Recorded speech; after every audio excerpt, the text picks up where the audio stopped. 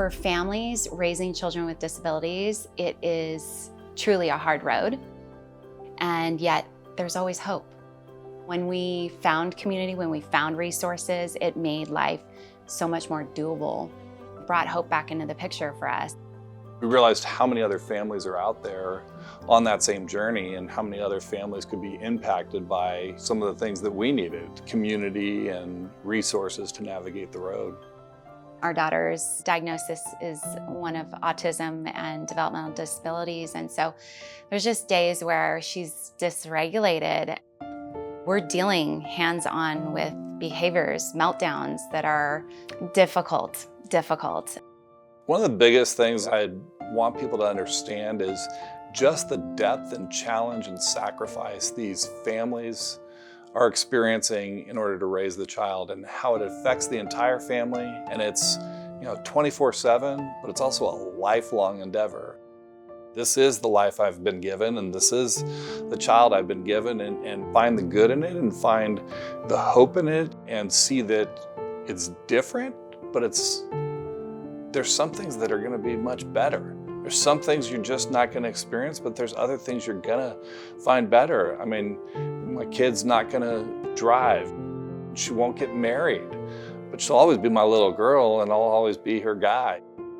So you have to just embrace what you got, and yet find room to also grieve what you're missing.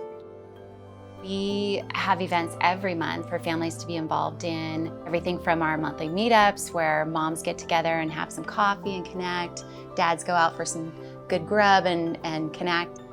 And then also, we do community events where you're seeing the entire family and having their family invited with all the disabilities on display, and not have any kind of, air of, oh, you're not welcome. The creating environments that this is where they belong and they're welcome and we want them here.